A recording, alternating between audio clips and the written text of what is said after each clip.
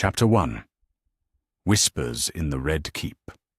The raven arrives at dawn, its black wings cutting through the morning mist that clings to the Red Keep's towers. Littlefinger sits in his solar, surrounded by ledgers and correspondence that speak of grain shipments and tax collections. But this particular scroll bears a different seal, one known only to his most trusted agents in the north. He breaks the wax with careful fingers. The message is brief, written in the coded language his spies use when discretion matters most. Yet the words make him pause, his sharp mind already racing ahead to possibilities that could reshape the Seven Kingdoms. Birth inconsistencies. Jon Snow. Winter of 283. Timing suggests deception. Littlefinger sets the parchment down and stares out his window toward the Godswood. Ned Stark has been hand for 2 months now, long enough for Littlefinger to study the man's habits and weaknesses. Honor, always honor with the Starks.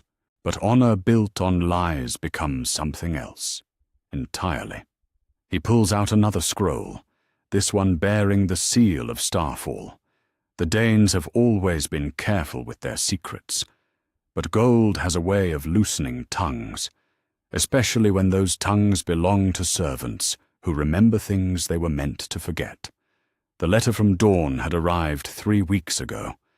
A dying wet nurse, her conscience heavy with approaching death, had confessed to Arthur Dayne's cousin about helping a northern lord conceal something precious, a baby with silver-gold hair that darkened to brown within the first year.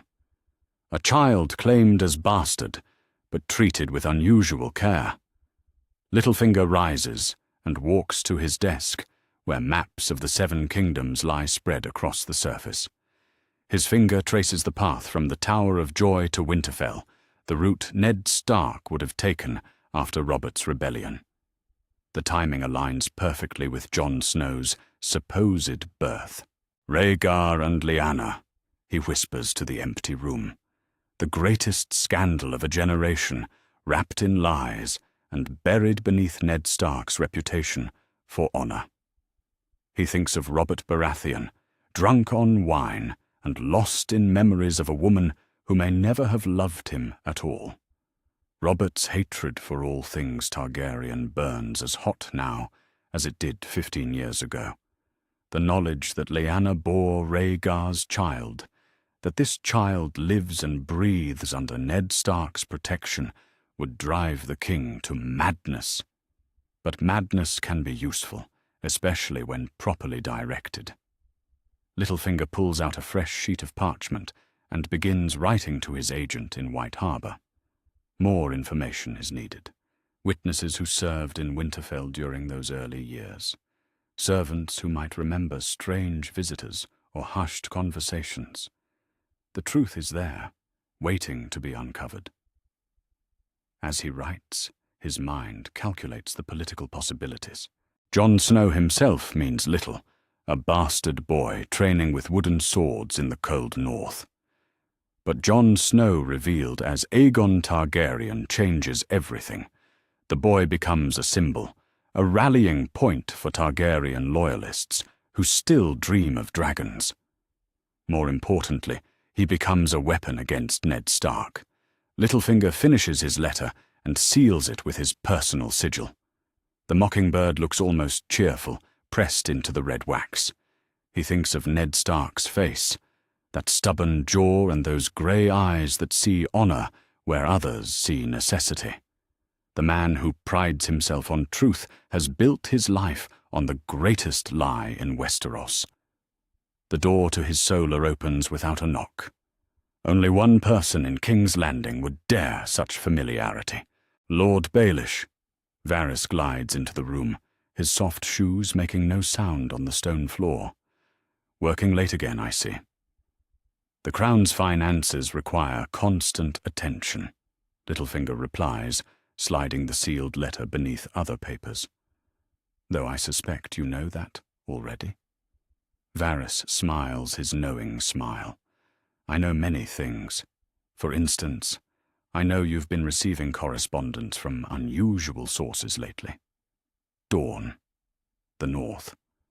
One might wonder what interests the Master of Coin in such distant places. One might wonder about many things, Littlefinger says, but wondering and knowing are different pursuits entirely. Indeed they are.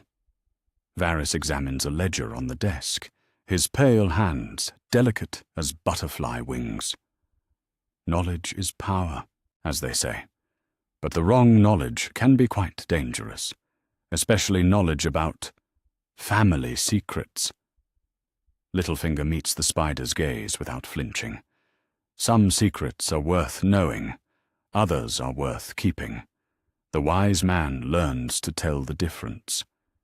Wisdom, Varys murmurs, such a valuable commodity. I do hope you've invested in enough of it, Lord Baelish. The game we play has consequences beyond mere gold and titles. After Varys leaves, Littlefinger sits alone with his thoughts. The spider knows something, perhaps suspects even more. But suspicion without proof is merely paranoia, and Varys has too many secrets of his own to risk direct confrontation. Littlefinger locks his correspondence in a wooden chest bound with iron. Tomorrow he will send his agents deeper into the North's history. He will uncover every witness, every servant, every detail of Jon Snow's true parentage, and then he will decide how best to use this knowledge to advance his own position in the Game of Thrones. The bells of the Red Keep toll the hour as Littlefinger prepares for bed. In a few hours, he will attend the small council meeting, where Ned Stark will present his latest concerns about the Crown's debts. The Hand of the King will speak of duty and responsibility, never knowing that his own greatest secret sits across the table, smiling and calculating how to destroy him. But destruction is too crude a word for what Littlefinger has in mind. He prefers to think of it as persuasion. After all, honorable men can be convinced to do terrible things when the alternative is watching everything they love burn to ash. Jon Snow sleeps peacefully in Winterfell tonight, unaware that his very existence has become a weapon pointed at his father's heart. Soon enough, Ned Stark will learn the price of building honor on lies, and Littlefinger will be there to collect payment. Chapter 2. The Master of Whispers. The godswood of the Red Keep holds no heart tree, only a tangle of elm and ash that never quite feels like home to northern men. Ned Stark walks among the shadows, cast by afternoon sunlight, seeking the peace that prayer once brought him. The weight of Jon Arryn's death and the mysteries surrounding it press down on his shoulders like a millstone. Footsteps crunch on fallen leaves behind him. Ned turns to see Littlefinger approaching, his silk doublet immaculate despite the rough ground. The Master of Coin carries himself with that peculiar confidence of men who know secrets others do not. "Lord Stark," Littlefinger says with a slight bow, "I had hoped we might speak privately, away from the eyes and ears that fill every corner of the Red Keep." Ned studies the smaller man's face. Littlefinger's green eyes hold a glint that sets his teeth on edge.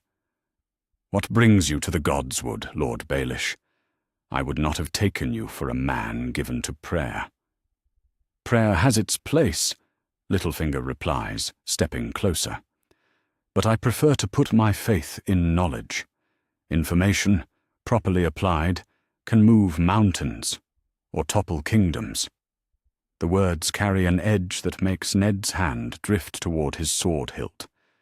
"Speak plainly, if you have something to say." Littlefinger smiles, the expression never reaching his eyes. "Very well. Let us speak of bastards, Lord Stark. Specifically, of the bastard boy you call son." Ice runs through Ned's veins. His face remains impassive, but Littlefinger sees the slight tightening around his eyes. The reaction tells the Master of Coin everything he needs to know. "Jon Snow," Littlefinger continues, his voice soft as silk. Born in the winter of 283, during Robert's rebellion. A curious timing, wouldn't you agree? You were fighting in the south while your supposed paramour gave birth in the north. What are you suggesting? Ned's voice carries the coldness of a Winterfell winter. I suggest nothing, I merely observe. Littlefinger clasps his hands behind his back and begins to pace. A man of your honor, suddenly returning from war with a bastard child. No explanation given, no mother named. Most curious for someone who values truth above all else. Ned's jaw tightens. My personal affairs are not your concern. But they are, my lord. They very much are. Littlefinger stops pacing and faces Ned directly. You see, I've been conducting a small investigation. Nothing formal, you understand. Merely satisfying my own curiosity about the curious inconsistencies surrounding your bastard's birth. The mockingbird produces a rolled parchment from his sleeve. A wet nurse in Starfall, dying and eager to cleanse her soul. She spoke of helping a northern lord hide a child's true nature, a babe with silver hair that darkened to brown within months. Strange, don't you think? Ned's hand moves to his sword hilt. You're walking dangerous ground, Baelish. Am I? Littlefinger's smile widens. Or am I simply stating facts? Lyanna Stark, your beloved sister, vanished for nearly a year. Prince Rhaegar Targaryen, missing for the same period. The Tower of Joy, where you found her dying. And then, miraculously, you return home with a bastard child whose age matches perfectly with that lost year. The silence stretches between them like a blade. Ned stares at Littlefinger, with the grey eyes that have intimidated lesser men, but the Master of Coin shows no fear. Jon Snow is my son, Ned says finally. Jon Snow is Aegon Targaryen, Littlefinger counters smoothly. The legitimate son of Rhaegar and Lyanna, the rightful heir to the Iron Throne, hidden away in Winterfell under the protection of the most honourable man in Westeros. Ned draws his sword in one fluid motion, the Valyrian steel singing as it clears the scabbard. The point hovers inches from Littlefinger's throat, but the smaller man doesn't flinch. Careful, Lord Stark. Kill me, and my associates will ensure this information reaches Robert's ears within the hour. The king's hatred for Targaryens burns as bright as ever. How do you think he'll react when he learns his best friend has been harbouring the Dragon Prince's heir? Ned's sword arm trembles with restrained fury. What do you want? Ah, now we come to it. Littlefinger steps back as Ned slowly lowers his blade. I want Harrenhal, the lordship, the lands, the incomes. A small price for keeping such a momentous secret. Wouldn't you agree? Harrenhal belongs to the crown. I have no authority to— You have the king's ear, Littlefinger interrupts. Robert listens to you, as he listens to no other man. Recommend me for the lordship when the opportunity arises. Support my claim in the small council. These are small favours for a friend. Ned sheathes his sword with deliberate slowness. And if I refuse? Then Jon Snow's true name becomes common knowledge. Robert will demand his head, of course. The boy is Rhaegar's son, after all, and we both know how the king feels about Rhaegar. Littlefinger's voice drops to a whisper.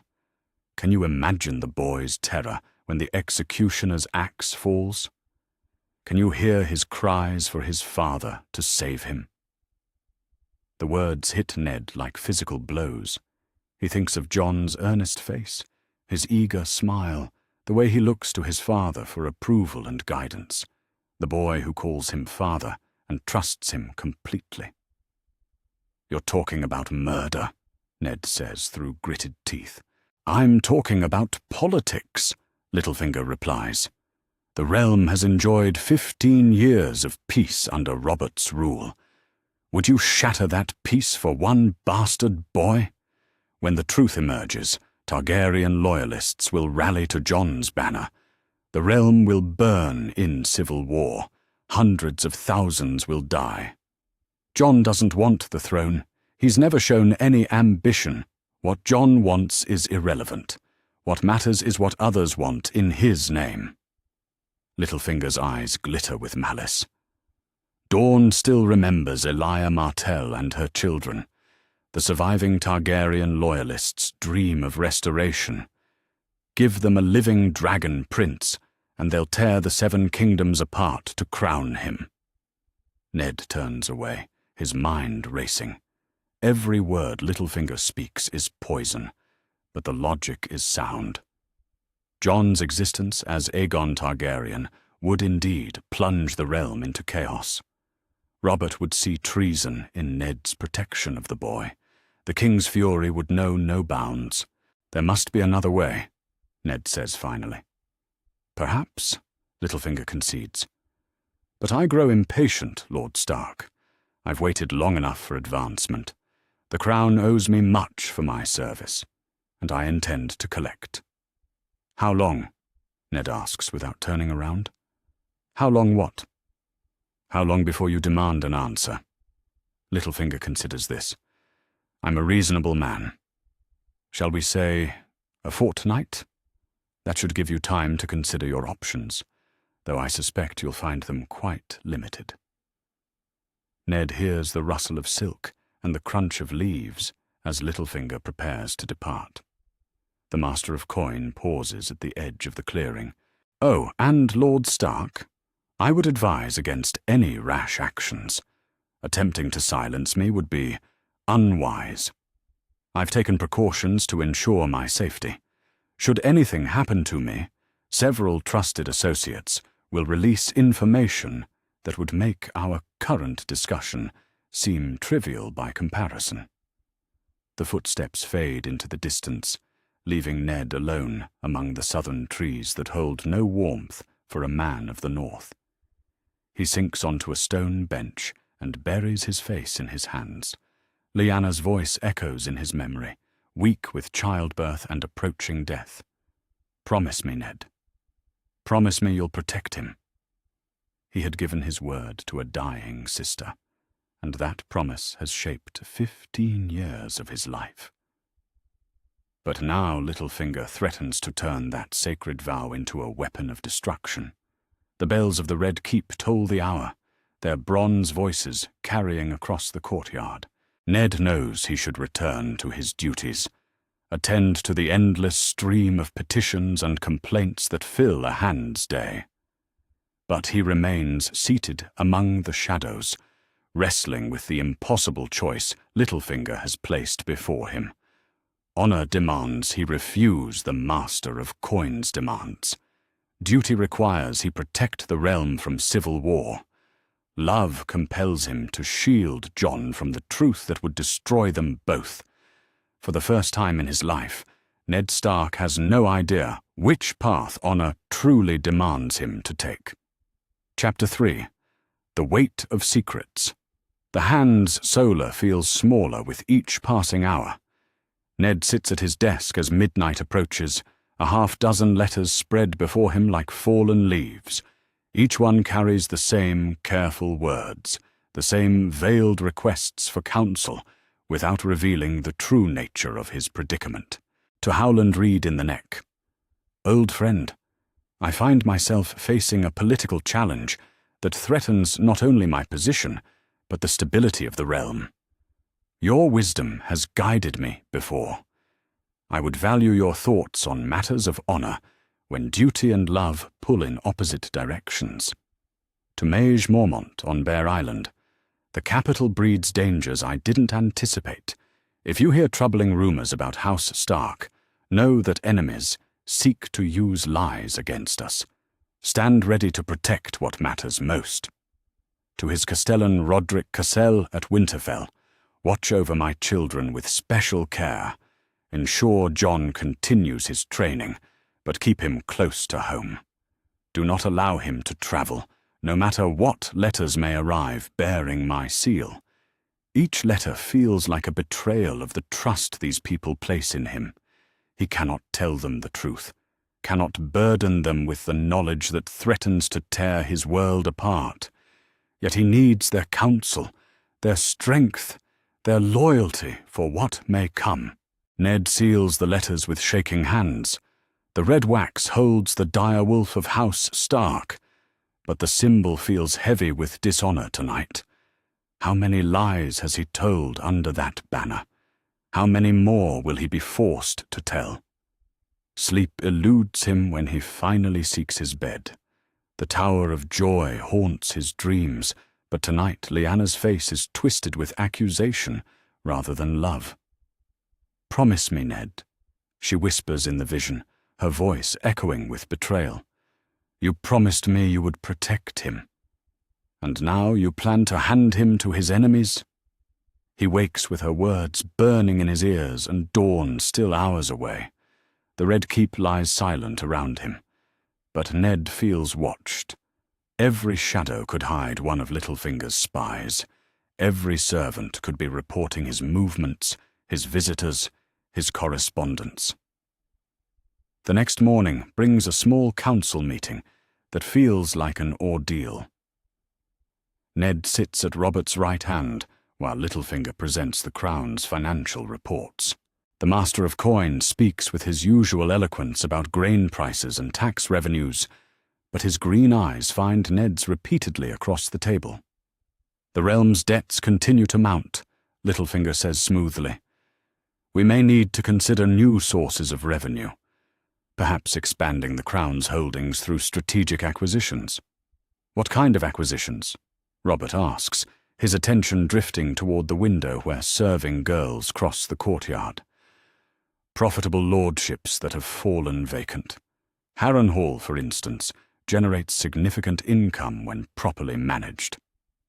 Ned's jaw tightens. Even here, surrounded by the king and his counselors, Littlefinger presses his advantage. The man has no shame, no fear of discovery. Either he's supremely confident in his position, or he's already prepared for every eventuality. After the meeting, Varys approaches Ned in the corridor outside the throne room. The spider moves with his usual gliding step, his silk robes whispering against the stone floor. "Lord Stark," Varys says with a gentle smile, "you appear troubled this morning. The burdens of office, perhaps?" "The realm's problems are burden enough for any man," Ned replies carefully. "Indeed they are. Though I sometimes wonder if our greatest problems lie not in distant rebellions or empty coffers, but in the secrets we keep from one another." Varys pauses near a window alcove, out of earshot from passing servants. Secrets about the past, about children, about promises made to dying women. Ice runs through Ned's veins. "What are you suggesting, Lord Varys?" "I suggest nothing, my lord. I merely observe that knowledge can be a terrible burden, especially knowledge that others might use to cause harm." Varys's voice drops to barely above a whisper. "The game we play has many players, Lord Stark. Not all of them have the realm's best interests at heart." "Do you?" Ned asks directly. "I serve the realm," Varys replies. "Sometimes that service requires difficult choices. Sometimes it means protecting dangerous secrets rather than exposing them. And sometimes—" He pauses, his pale eyes studying Ned's face. "Sometimes it means warning honorable men when they walk into traps set by those less scrupulous." Before Ned can respond, Varys glides away, leaving only the faint scent of powder and the unsettling feeling that the spider knows far more than he reveals. Does Varys know about Jon? Does he know about Littlefinger's threats? Or is this another game within the game? Another web of manipulation designed to ensnare him? Ned spends the afternoon in the Red Keep's library, searching through dusty tomes for any information that might give him leverage against Littlefinger. The Master of Coin rose from nothing to his current position through careful manipulation and strategic marriages. Surely somewhere in his past lies a weakness, a secret shame that could be turned against him. But the records reveal little beyond what Ned already knows. Peter Baelish, son of a minor lord in the Fingers, fostered at River Run with Catelyn and her sister Lysa, wounded in a duel over Cat's Hand and sent away in disgrace. His rise to power in the Vale came through Lysa's influence, his appointment as Master of Coin through demonstrated competence with numbers and coin. Nothing scandalous enough to threaten a man already known for his humble origins and ambitious nature. Littlefinger has built his reputation on being cunning rather than honorable. His enemies expect duplicity from him. They would be surprised by honest dealing, not blackmail and manipulation. As evening falls, Ned stands on his balcony overlooking the city below. King's Landing spreads out like a cancer, all twisted streets and foul-smelling alleys. Somewhere in those streets, Littlefinger's agents watch and listen and report back to their master. Somewhere in the distance, Robert drinks and whores while his kingdom slowly crumbles beneath the weight of debt and corruption. And far to the north, Jon Snow trains with his sword and dreams of honor and glory, unaware that his very existence has become a weapon pointed at his father's heart.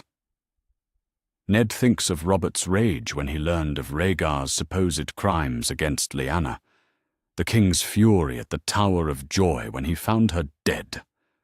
Robert would see Jon not as an innocent child, but as the living symbol of his greatest humiliation.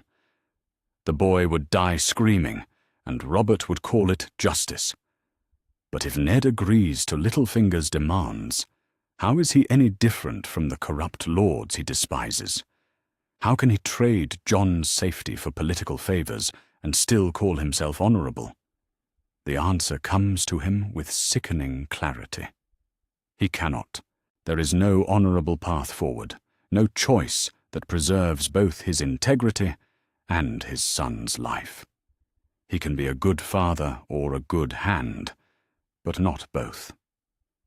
A knock at his door interrupts these dark thoughts. Jory Cassell enters with the evening's correspondence, including responses to some of the letters Ned sent the previous night. Howland Reed writes with characteristic wisdom, "Honor is not a simple thing, old friend. Sometimes the most honorable choice looks like betrayal to those who do not understand the full truth. Trust your heart, but do not let it blind you to the consequences of your choices." Maege Mormont's response is more direct. "Whatever threatens your house threatens the North. We stand ready to answer your call, but we need to know what we're fighting." Their loyalty humbles him and makes his burden heavier. These people trust him to lead them wisely, to make choices that serve the greater good. But what good can come from any path he might take? Ned dismisses Jory and sits alone with his correspondence. Outside his window, the lights of King's Landing flicker like stars fallen to earth. Tomorrow will bring new pressures, new manipulations, new impossible choices. But tonight, he can only sit in his solar and feel the weight of promises made to a dying sister, the burden of secrets that grow heavier with each passing day, and the terrible knowledge that sometimes honor demands the sacrifice of everything a man holds dear. The candle burns low as Ned finally sets aside his quill. He has written no answers tonight, found no solutions to the trap closing around him. But he has faced the truth that haunts him. Whatever choice he makes, he will have to live with the consequences for the rest of his days. And those days may be fewer than he once imagined. Chapter 4. The Tightening Noose. The morning sun filters through the windows of the Hand's solar when Littlefinger arrives unannounced. He carries a leather satchel under one arm and wears the satisfied expression of a cat who has cornered a mouse. Lord Stark, he says, with a bow that holds just enough respect to avoid insult. I bring troubling news from the north. Perhaps you should sit. Ned remains standing behind his desk, every instinct warning him of danger. Speak your piece, Baelish. Littlefinger opens the satchel and removes several items with theatrical care. First comes a rolled parchment bearing what appears to be Jon Snow's handwriting. The seal has been broken, but traces of black wax remain around the edges. This was intercepted by one of the Crown's agents in White Harbour, Littlefinger says smoothly. Your bastard son has been corresponding with interesting people, Lord Stark. Ned snatches the letter and scans the contents. The handwriting mimics Jon's careful script perfectly, but the words make his blood run cold. The usurper's reign grows weak. When the time comes, the North will remember its true loyalties. The dragon's return draws near, and Houses Stark will not be found wanting when justice demands satisfaction for past wrongs. This is a forgery, Ned says immediately. Jon would never write such words. Perhaps, but the evidence suggests otherwise. Littlefinger produces a second item from his satchel, a torn piece of red cloth bearing the three-headed dragon of House Targaryen. This was discovered hidden among the boy's possessions in Winterfell. Curious thing for a Stark bastard to own, wouldn't you agree? Ned stares at the fabric, his mind racing. The cloth looks old, weathered, as if it has been carefully aged to appear authentic. But he knows it's false, knows that Jon has never possessed anything bearing Targaryen symbols. You planted this, he accuses. I planted nothing, Littlefinger replies with wounded innocence. I merely report what the Crown's agents have discovered, though I will admit the timing is unfortunate for your family's reputation. A third item emerges from the satchel, a detailed map of the North with several locations marked in red ink. Winterfell, Moat Cailin, the Neck, and other strategic positions bear small dragon sigils drawn in the margins. Military preparations, Littlefinger explains. Routes for moving armies, defensive positions marked for potential allies. Your bastard has been busy planning something, Lord Stark. These are all fabrications, Ned says, but his voice lacks conviction. The evidence looks damning, even to his eyes. Anyone investigating these items would see clear proof of Targaryen conspiracy. Perhaps they are, Littlefinger concedes. But perception matters more than truth in our line of work. King Robert's agents are already investigating reports of suspicious activity near Winterfell.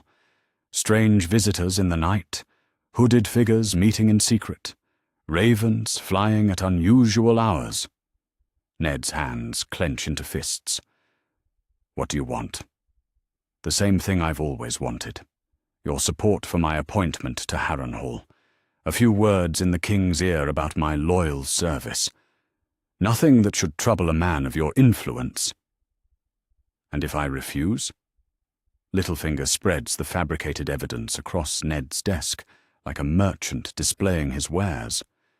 Then these items, along with several witness statements I've collected, will find their way to King Robert's attention. The Crown will have no choice but to investigate thoroughly. Witness statements? Oh yes. Several reliable people who claim to have seen Jon Snow in suspicious company. A fisherman's wife who swears she saw him meeting with a man bearing Targaryen colours. A merchant who heard him speaking of the rightful king in a tavern. Small details, but they add up to a compelling picture. Ned realizes with sickening clarity how thoroughly Littlefinger has prepared for this moment. Every piece of evidence, every witness, every detail designed to create an unshakable narrative of treason. You're talking about framing an innocent boy, Ned says. I'm talking about political necessity, Littlefinger counters. Jon Snow's existence as Aegon Targaryen threatens the stability of the realm. Better to deal with the threat now, quietly, than wait for it to explode into open rebellion. The door to the solar opens without warning. A serving girl enters carrying wine and bread, her eyes carefully averted from the conversation.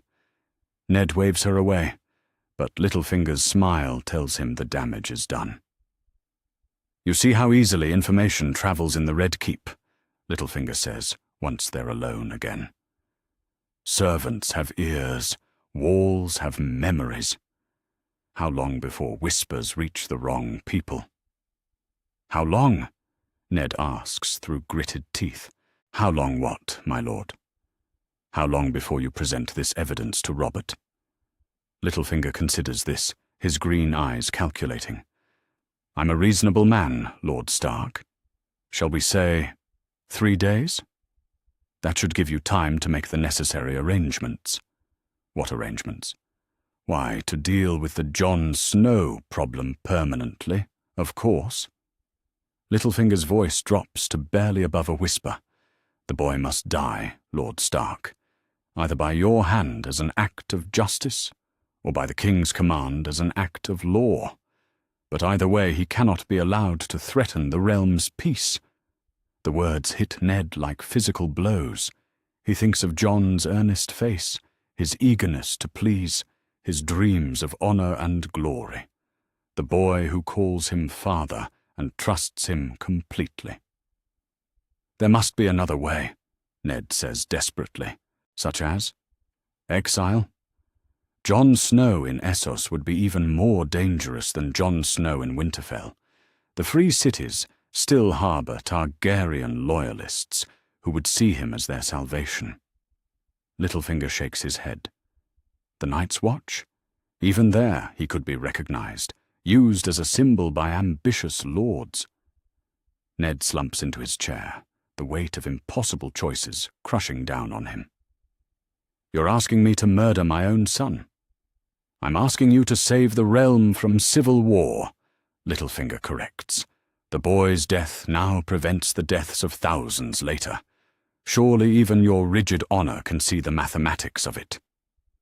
And if I do this thing, if I agree to your demands, what guarantee do I have that you won't come back for more?" Littlefinger's smile is sharp as a blade. "You have my word as a gentleman, Lord Stark. Once Jon Snow is no longer a threat, I have no further interest in your family's secrets." "The word of a man who deals in lies and murder?" "The word of a man who understands political reality," Littlefinger replies smoothly. "I gain nothing by destroying you after you've served my purposes.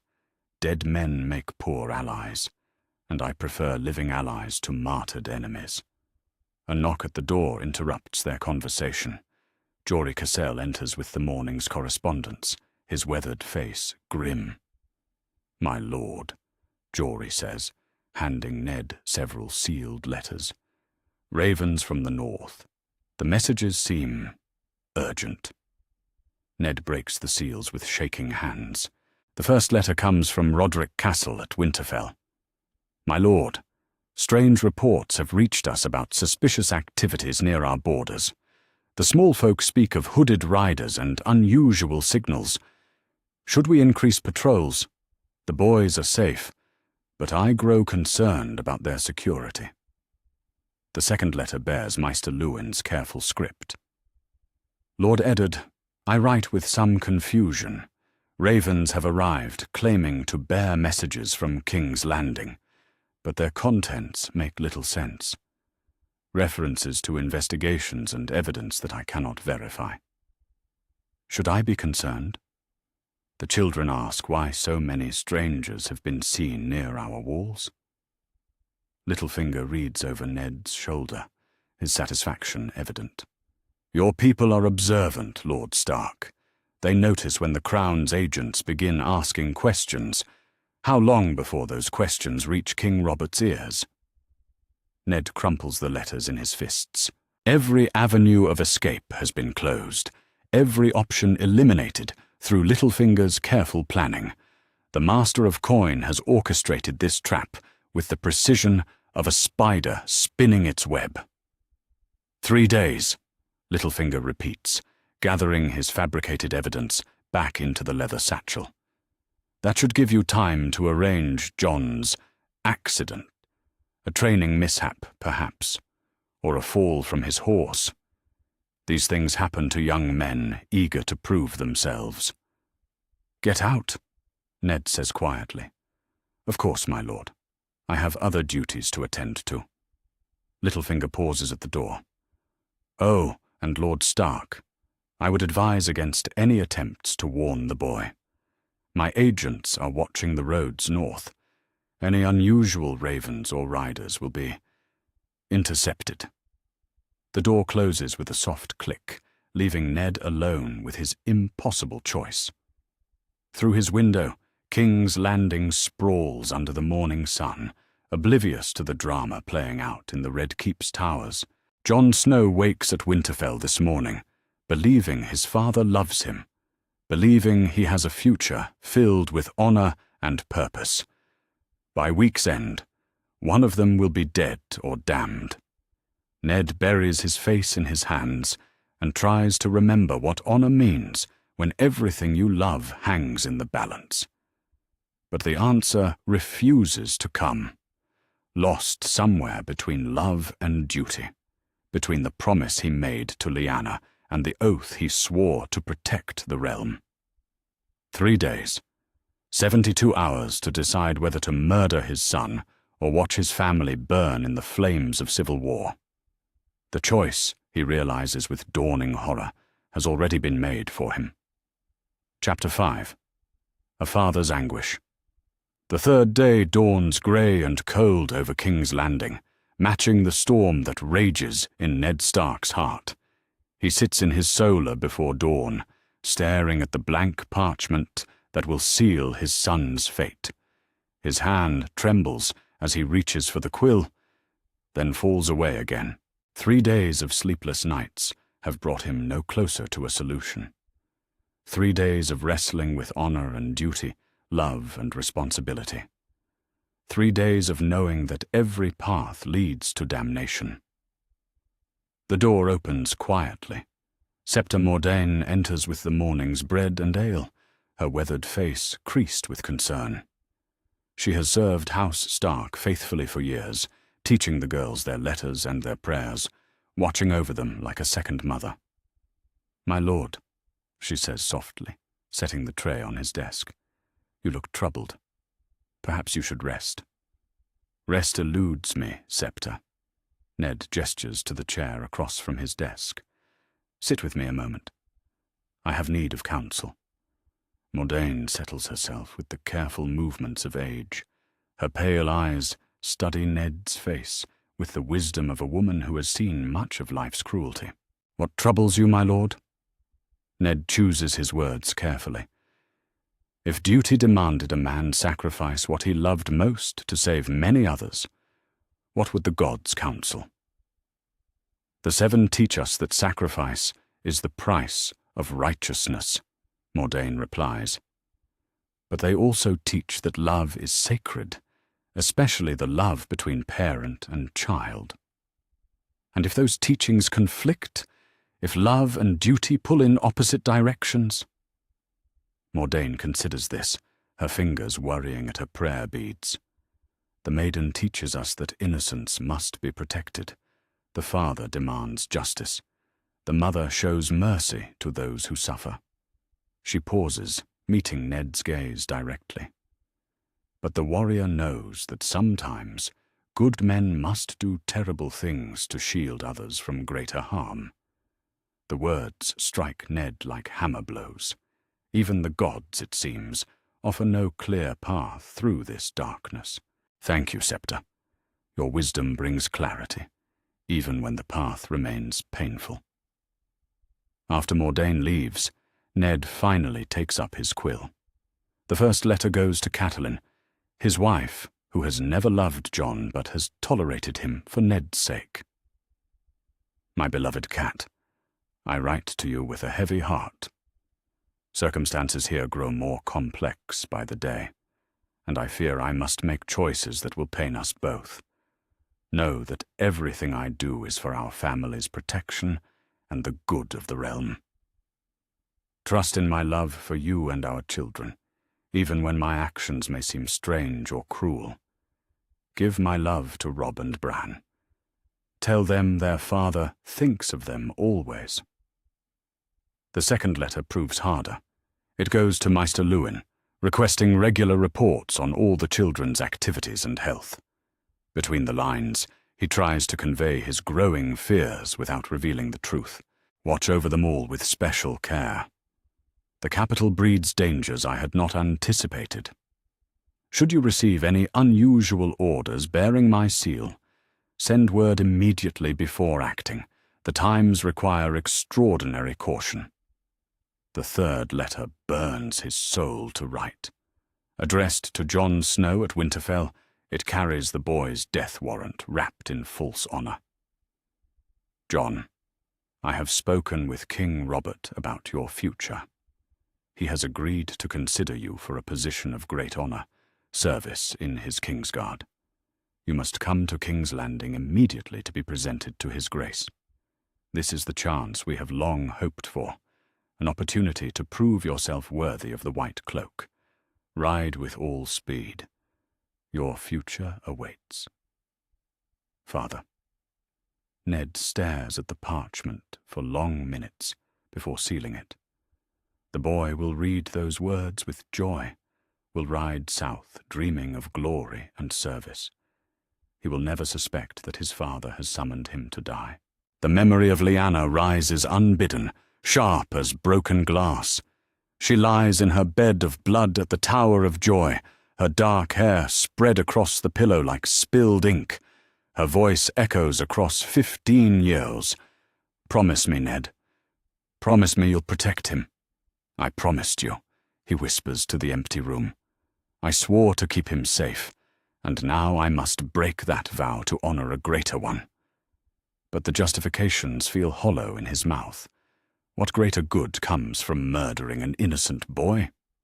How can the realm benefit from Jon's death when the boy has shown no ambition, no desire for power or throne? The answer comes with bitter clarity. Jon's death serves not the realm, but Littlefinger's ambitions. Yet the alternative, civil war, thousands dead, the North burning, serves no one at all. Ned rises and walks to his window. King's Landing sprawls below him, a city of nearly 1 million souls. In the streets, children play while their mothers work and their fathers labor. They know nothing of the Game of Thrones, nothing of the threats that hang over their heads like swords. 1 life for 1 million, he tells himself. 1 boy's death to prevent a war that would consume the realm. But the mathematics of it cannot quiet the voice in his head that screams of betrayal and murder. As afternoon fades to evening, Ned makes his way to the Red Keep's Godswood. The southern trees offer little comfort to a man of the north, but they are all he has. He kneels before the largest oak and closes his eyes. Old gods, he prays silently, if you hear the words of a broken man, grant me your wisdom. I have sworn oaths that conflict, made promises that cannot all be kept. Guide me, if you can. Forgive me, if you will. The wind stirs the leaves above him, but brings no answer. Perhaps the gods have no counsel for a father preparing to murder his son. Perhaps some sins are too great even for divine understanding. Lyanna, he whispers, knowing she cannot hear him across the divide of death. I cannot keep my promise to you. The choice is taken from me by men who care nothing for honor or love. But know this, if there were any other way, any path that might save him, I would take it gladly. I would die 1,000 deaths before I let harm come to your boy. Tears fall onto the earth before the oak tree, the first he has shed since returning from the Tower of Joy. They bring no relief, no cleansing. They are simply the price of a heart, breaking under an impossible weight. When he finally rises, full darkness has claimed King's Landing. Torches flicker in windows like distant stars, each one representing lives that depend on the choices he makes in the coming days. Back in his solar, Ned seals the letters with red wax and his direwolf sigil. Each seal feels like a nail in Jon's coffin, but he presses them down with steady hands. The boy's death warrant bears the same mark of House Stark that once protected him from the world's cruelties. He summons a servant to arrange for the fastest riders to carry his messages north. Jon must be given time to reach King's Landing, time to ride south in innocent anticipation of honor and service. The boy will bring his sword and his dreams, never knowing that his father has already chosen his executioner. Let it be quick, Ned prays as he prepares for another sleepless night. Let him die without knowing what I have done to him. Let him go to his grave believing his father loved him. The candles burn low as Ned sits alone with his guilt. In 3 days, maybe 4, Jon Snow will ride through the gates of King's Landing. He will smile at his father and ask about his chances of joining the King's Guard. He will speak of honor and duty, never realizing that those very concepts have become his doom. Ned buries his face in his hands and wonders if a man can live with such a weight on his soul. The answer, he suspects, is that he will survive the deed, but never again be the man who raised a bastard boy with love and patience. That man dies tonight, in the darkness of a solar where honor came to murder innocence. Chapter 6. The Summons. The Raven arrives at Winterfell on a crisp morning, when frost still clings to the castle walls. Jon Snow stands in the practice yard, wooden sword in hand, when Maester Luwin approaches with the scroll bearing his father's seal. "A letter from King's Landing," Luwin says, his weathered face unreadable. "Lord Eddard writes to you specifically." Jon sets aside his practice sword and breaks the seal with eager fingers. As he reads, his face transforms with wonder and excitement. The wooden sword falls forgotten to the muddy ground. "The King's Guard," he breathes, looking up at Maester Luwin with shining eyes. "Father says King Robert might consider me for the King's Guard."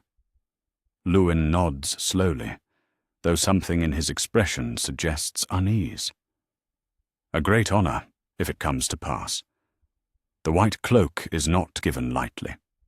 I must prepare for the journey immediately," Jon says, already moving toward the castle. "Father says I should ride with all speed.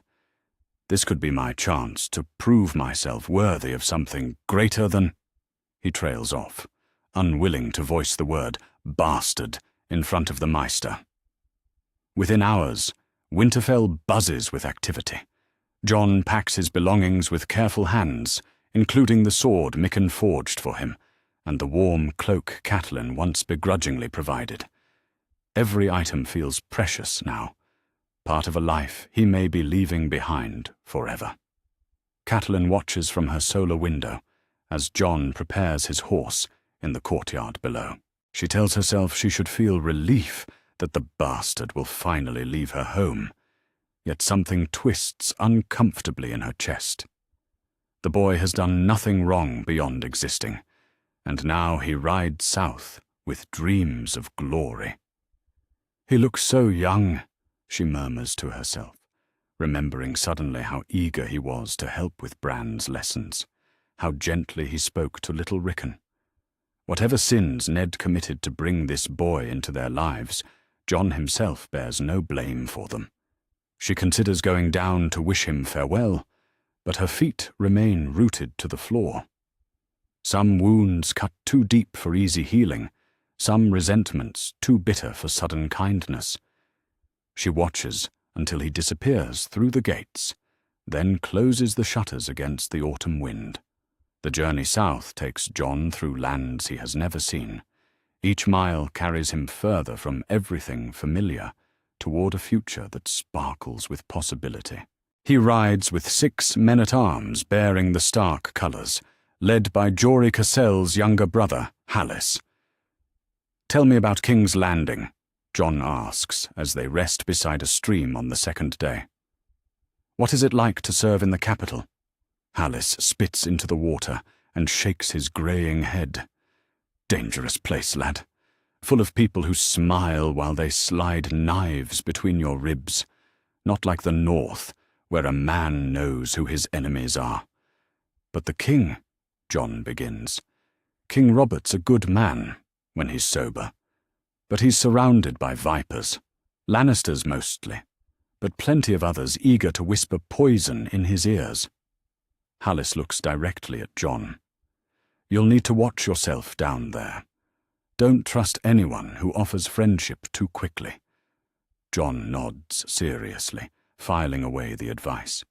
He has heard stories of southern politics, but they always seemed distant from his life in Winterfell. Now they become real, immediate concerns he must navigate. On the 4th night, they camp beside the Trident. Jon stares into the fire and thinks of his father, wondering what conversations led to this opportunity. Has Ned spoken of him to the king? Does Robert Baratheon even know of his existence? "I won't disappoint him," Jon whispers to the flames. "Whatever he needs from me, I'll prove worthy of his trust."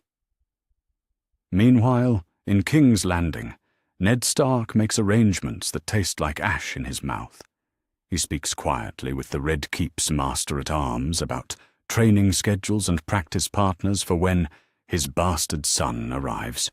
He ensures the boy will have proper quarters, good food, everything a young man might need before the thought refuses to complete itself.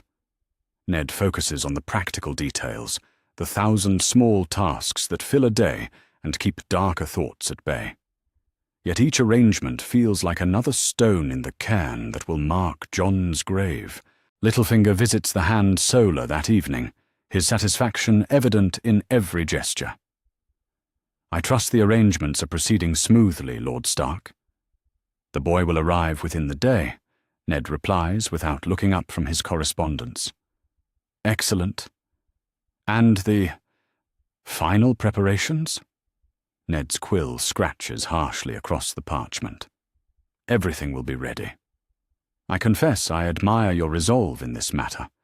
Lesser men might waver when faced with such necessity." Littlefinger's voice carries the smooth contentment of a cat with cream. "The realm will remember your sacrifice, even if they never know its true nature." "Get out," Ned says quietly. "Of course, my lord. I have my own preparations to attend to." After Littlefinger leaves, Ned walks to his window and stares south towards the road Jon travels. Somewhere in the darkness, his son rides toward death, believing he travels toward glory. The boy trusts him completely, has never questioned his father's love or wisdom.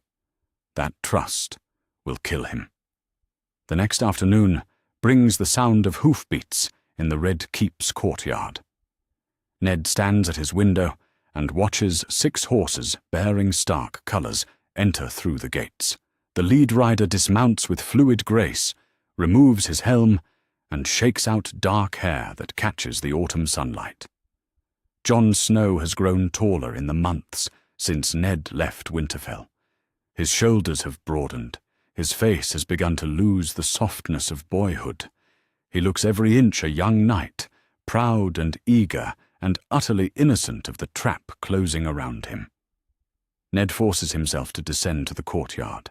Jon sees him approaching and breaks into a smile that cuts like a blade. "Father," Jon says, moving forward with obvious joy, "I came as quickly as I could." They embrace, and Ned feels the boy's strength, the solid weight of a young man in his prime. Jon pulls back with shining eyes, eager to hear about his prospects with the Kingsguard. "The king will see me?" Jon asks. "Truly. Soon," Ned manages. "First you must rest from your journey. We'll speak more tonight." Jon nods enthusiastically. I won't disappoint you, Father. Whatever you need from me, whatever service the realm requires, I'm ready. The words strike Ned like physical blows. He excuses himself quickly, claiming duties that demand attention, and retreats to his solar. There he sits with his head in his hands, trying not to think of Jon's eager face or the trust that shone in those dark eyes. 2 days, maybe 3. That's all the time left before Littlefinger will demand action, before the impossible choice becomes unavoidable reality. Jon Snow sleeps peacefully in his chambers tonight, dreaming of white cloaks and royal service. He trusts his father completely, believes in the honor that has guided every moment of his upbringing. Tomorrow, Ned must find a way to destroy that trust along with everything else he holds dear. The boy who calls him father must die, and Ned himself must wield the blade. Honor demands it. Duty requires it. Love makes it unbearable. But unbearable or not, it will be done. Chapter 7. Ice and Fire. Dawn breaks grey and cold over the Red Keep's courtyard. Frost clings to the ancient stones like tears frozen in place. A small crowd gathers in the early light. Guards, courtiers, and servants who have been commanded to witness what King Robert has declared necessary for the realm's security. Ned Stark stands beside the execution block, his ancestral sword ice gleaming in his hands. The Valyrian steel catches the morning light like captured starfire, beautiful and terrible. He has held this blade 1,000 times, but never has it felt so heavy, never has its weight threatened to drag him down into damnation. The great doors of the Red Keep open with a groan of iron hinges. Jon Snow emerges between 2 guards, his hands bound with rough rope. Confusion and fear war across his young face as he takes in the scene before him. The block, the crowd, his father standing with sword in hand. "Father!" Jon's voice carries across the courtyard, high and frightened. "What is this? What's happening?" Ned cannot meet his son's eyes. He stares instead at the stones beneath his feet, at anything but the boy's trusting face. When he speaks, his voice sounds like grinding stone. "Jon Snow, you stand accused of treason against the crown, of corresponding with enemies of the realm, of plotting against King Robert's rightful rule." The words taste like poison in his mouth. Each syllable feels like a betrayal of everything he once believed about honor and truth. Treason? Jon's voice cracks like a boy's, though he has nearly reached his 15th name day. "Father, I don't understand. I've done nothing wrong. I came here because you summoned me. You spoke of the King's Guard." "Evidence has been found," Ned continues, forcing the lies past his lips. "Letters bearing your hand, plans to restore Targaryen rule, items bearing the dragon's sigil hidden among your possessions." "That's impossible." Jon struggles against his bonds, his dark eyes wide with desperate confusion. "Father, you know me. You raised me. I would never betray you or the king. Never." For a moment, Ned's resolve wavers.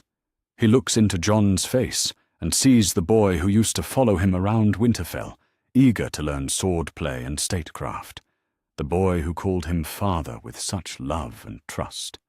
The boy who never questioned his place in the world because Ned had given him one. But then he remembers Littlefinger's threats, the realm burning in civil war, thousands dead because one bastard boy carried royal blood in his veins. The mathematics are cruel but clear. One life against a kingdom. "The evidence is overwhelming," Ned says, his voice hollow as a tomb. "King Robert has decreed that justice must be swift."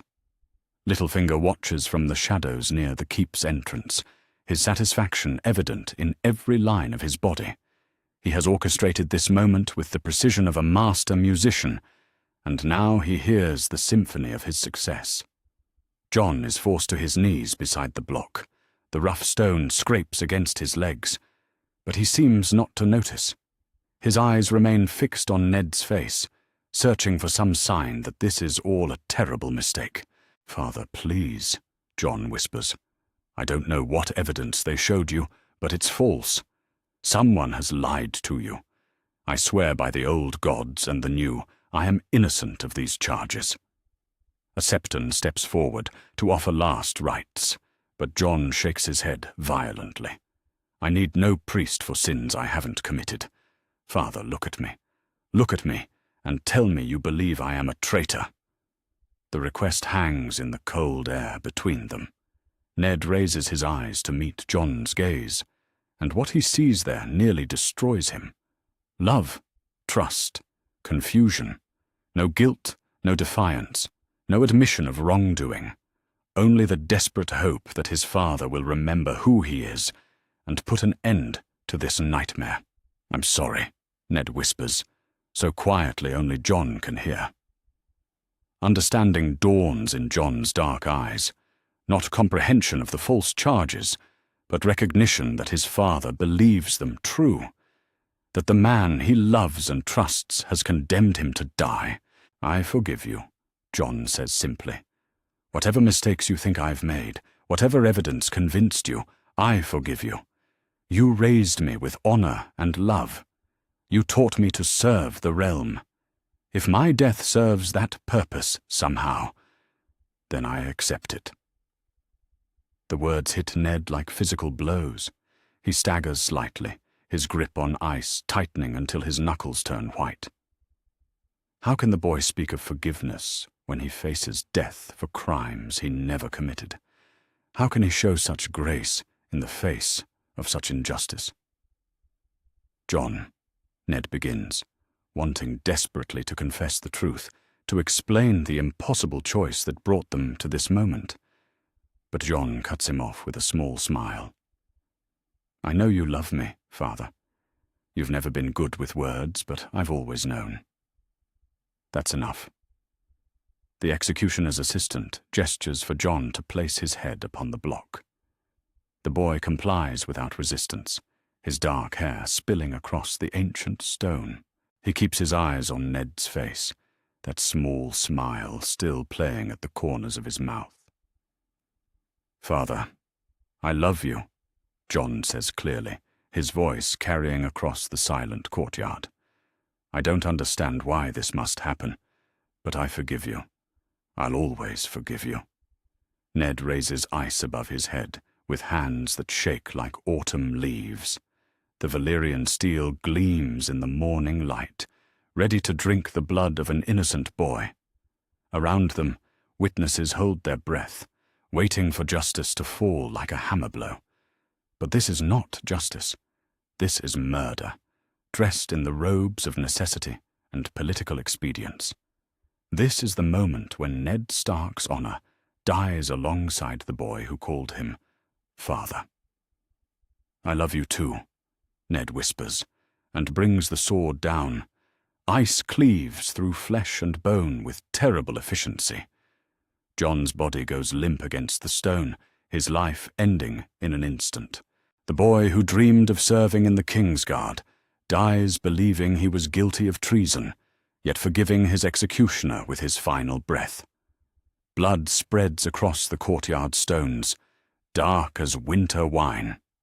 Ned stares down at what he has done, ice hanging loose in his suddenly nerveless fingers. The sword that has been the pride of House Stark for centuries is now the instrument of its greatest shame. The crowd disperses quickly, uncomfortable witnesses to a grim necessity. Guards move to collect the body, but Ned waves them away. He kneels beside Jon's still form, his hand hovering over the dark hair he once ruffled with paternal affection. "What have I done?" he whispers to the morning air. "Lyanna, what have I done?" Littlefinger approaches with quiet satisfaction, his footsteps soft on the blood-stained stones. "You have served the realm admirably, Lord Stark. The Targaryen threat is ended before it could begin. King Robert can rule in peace secure in the knowledge that no pretender will challenge his throne. "Get away from me," Ned snarls, rising to face the master of coin. "Don't speak to me of service or the realm. You orchestrated this. You forced this choice upon me." "I merely presented you with political reality," Littlefinger replies smoothly. "The choice was always yours to make. You could have refused, could have let the realm burn rather than soil your precious honor. But you chose wisely. You chose the greater good." "I chose nothing," Ned says, his voice broken as his spirit. "You left me no choice at all." Littlefinger shrugs elegantly. "Perhaps. But the result is the same. The realm is safe, your family is protected, and I have what I require. All that remains is for you to live with what you've done." The Master of Coin walks away, leaving Ned alone with his son's corpse and his shattered conscience. Around them, the Red Keep returns to its daily routine, unmoved by the death of one bastard boy. Life continues as if nothing of importance has happened. But Ned knows better. Everything has changed in the space between dawn and sunrise. The man who raised Jon Snow with love and patience is dead, executed alongside the boy he failed to protect. What remains is a hollow shell wearing a hand's pin, bound by duty to serve a king who ordered the murder of an innocent child. Blood seeps into the stones of the courtyard, marking the place where honor came to die. The realm is safe, Littlefinger is satisfied, and Jon Snow lies still and cold beneath the autumn sky. The Game of Thrones continues, and Ned Stark has learned its cruelest lesson. Sometimes even good men must become monsters to protect what they love. But the cost of that protection may be more than any soul can bear. Chapter 8. The Raven's Message. The Black Wings arrive at Winterfell 3 days after the deed is done. Maester Luwin stands on the rookery tower as dawn breaks over the castle walls, watching the raven circle once, before settling on its perch. The bird bears the seal of King's Landing, but something in its urgent flight speaks of tragedy rather than routine correspondence. Luwin breaks the seal with careful fingers. The message is brief, written in Ned Stark's precise hand, but the words strike like hammer blows. Jon Snow executed for treason against the crown. Evidence discovered of correspondence with Targaryen loyalists. Justice demanded swift action. Eddard Stark, Hand of the King. The Maester reads the message 3 times, certain he must be mistaken. Jon Snow, the quiet boy who helped with Bran's lessons and never spoke a harsh word to anyone. The young man who dreamed of honor and service, executed as a traitor. But the seal is genuine, the handwriting unmistakable. Lord Eddard himself has sent word of his bastard son's death. Luwin descends the tower with heavy steps. The great hall of Winterfell bustles with morning activity as servants prepare the day's meals and tend to their duties. None of them know that everything has changed, that the boy they watched grow from infant to young man is dead and gone. He finds Catelyn in her solar, working at her embroidery, while morning light streams through the tall windows. She looks up as he enters, noting the grim expression on his weathered face. "Maester, you bring troubling news?" "My lady," Luwin's voice wavers slightly. "A raven from King's Landing, from Lord Eddard?" Catelyn sets aside her needlework, her hands suddenly still. "Is he well? Are the girls safe? Lord Stark is unharmed, but—" Luwin hesitates, unsure how to deliver such devastating news. "Jon Snow is dead, my lady. Executed for treason 3 days past." The words hang in the air between them. Catelyn stares at the Maester, as if he has spoken in a foreign tongue, her face cycling through disbelief, shock, and something that might be grief. "Treason," she whispers finally. "Jon, that's impossible." Lord Eddard writes that evidence was found, correspondence with Targaryen loyalists. His Grace commanded immediate justice. Catelyn rises from her chair, moving to the window as if seeking air. For years she has resented Jon's presence in her home, the constant reminder of her husband's supposed infidelity. She has been cold to the boy, sometimes cruel, always distant. But now, with news of his death, she feels only a hollow ache where her anger used to live. "He was just a boy," she says quietly. "Whatever crimes he may have committed, he was still just a boy."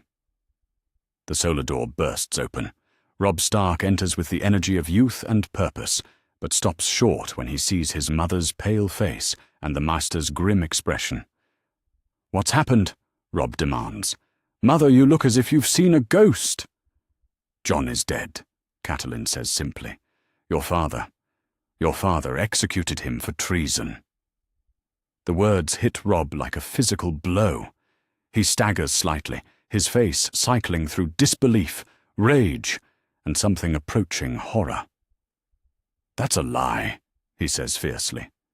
"Jon would never commit treason. Never. He's loyal to his bones." "The evidence," Lewin begins. "Damn the evidence!" Robb's voice echoes off the stone walls. "I know my brother. Whatever evidence they claim to have found, it's false. Jon couldn't betray anyone if his life depended on it." The irony of those words cuts deep, though none of them understand it yet. "Your father wouldn't act without cause," Catelyn says, but her voice lacks conviction. She has seen Ned's honor up close for years, knows the rigid code that guides his every action. Yet something about this feels wrong, feels forced. "My father," Robb spits with venom she has never heard from him before. "The man who taught me that honor matters above all else. The man who said a lord must always protect those who serve him. And he kills his own son based on letters that could have been forged by anyone." Bran appears in the doorway, drawn by the raised voices. At 7 years old, he understands little of politics or treason. But he knows something terrible has happened. "Mother, why is everyone shouting? Where's Jon?" The innocent question breaks something inside Catelyn. She kneels before her youngest son, taking his small hands in hers. "Jon has gone away, sweetling. He won't be coming home." "Why not?" Bran's grey eyes are wide with confusion. "Did he do something bad?" "Some people think he did," Catelyn says carefully. "But sometimes good people have to make hard choices, even when we don't understand them." But Robb understands all too well. He stares out the window toward the south, toward King's Landing, where his father wields the power of the crown. The man who raised him to believe in justice and honor has executed his own son. The foundation of everything Robb thought he knew about right and wrong crumbles beneath his feet. Meanwhile, in King's Landing, news of Jon's execution spreads through the Red Keep like wildfire. In the Tower of the Hand, Arya Stark receives the news from Septa Mordane, who tries to soften the blow with gentle words about justice and necessary decisions. Arya's reaction is immediate and violent. She throws her embroidery across the room, her grey eyes blazing with fury. "Father wouldn't do that!" she screams. "Jon never hurt anyone. This is a lie." She runs from the room before anyone can stop her, racing through the corridors of the Red Keep until she finds Ned in his solar. He looks up as she bursts through the door, her face streaked with tears and twisted with rage. "How could you?" she demands. "How could you kill Jon? He loved you. He would have died for you." The words cut deeper than any sword. Ned opens his mouth to speak, to try to explain what cannot be explained, but Arya doesn't wait for an answer. "I hate you," she shouts, her voice cracking with emotion. "I hate you, and I never want to see you again." She flees before he can respond, leaving Ned alone with his guilt and the echo of his daughter's condemnation. Sansa's reaction is different, but no less devastating. When the news reaches her, she simply stares in shock, unable to process what she's hearing. Jon, who used to ruffle her hair and tease her gently about her needlework, executed as a traitor. It makes no sense in the ordered world she thought she understood. "But father is honorable," she whispers to Septa Mordane. "He wouldn't kill someone innocent." Would he? The question hangs unanswered in the air. Far to the north, at the Wall, Lord Commander Mormont receives his own raven-bearing news of Jon Snow's death. The old bear reads the message with growing bewilderment. He had been expecting the bastard boy to arrive soon, had even prepared quarters for him in the hopes that he might prove a valuable addition to their dwindling ranks. "Treason?" he mutters to his steward. The boy was barely 15. What treason could he have possibly committed? But the Raven's message is clear. Jon Snow is dead, executed by his own father for crimes against the crown. The Night's Watch will have to find recruits elsewhere. At Horn Hill, Randall Tarley receives the news with grim satisfaction. He has always respected Ned Stark's reputation for honor, but questioned whether the man had the steel necessary for southern politics. The swift execution of his own bastard son for treason proves that Lord Stark understands the hard choices that leadership demands. "Good," Tarley tells his household. "A man who won't discipline his own blood has no business disciplining the realm." Stark shows proper strength. But at Winterfell, strength feels very much like failure. Robb stands in the Godswood, where he and Jon once sparred with wooden swords, where they shared dreams of glory and honor. The heart tree's red leaves rustle in the wind, but offer no comfort for his pain. "I'll never forgive him," Robb whispers to the ancient weirwood. "Whatever his reasons, whatever evidence convinced him, I'll never forgive what he's done." Catelyn finds him there as evening falls. She says nothing, simply stands beside her eldest son, and shares his grief for a boy she never learned to love until it was too late. In the castle above them, Bran asks Maester Luwin why fathers sometimes have to hurt their children. The old man has no answer that would satisfy a 7-year-old boy.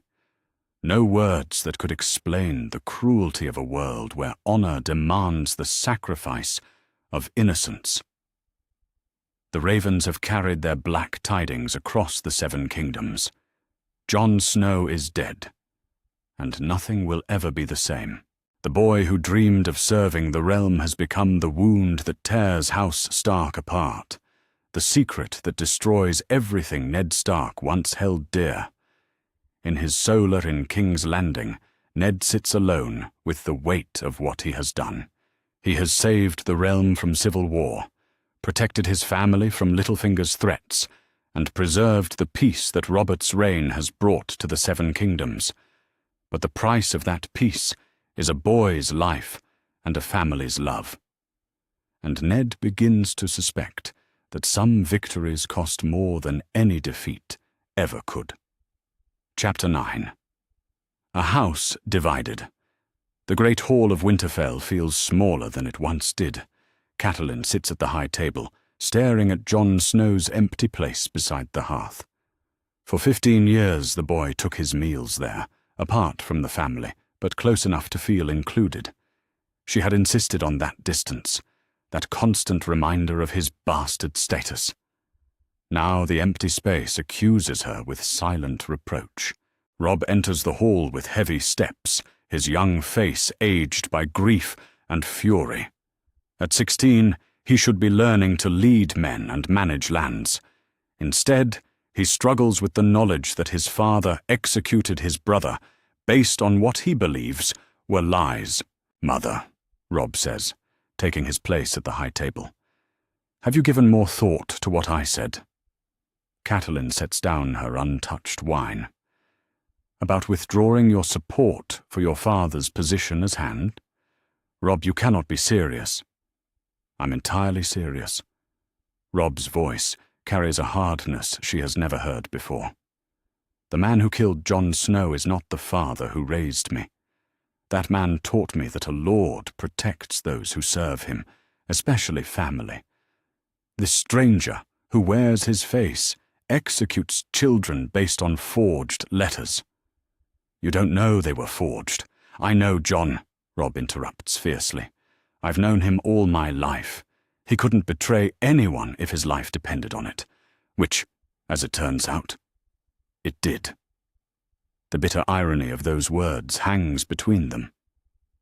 Catelyn reaches across the table to touch her son's hand, but he pulls away.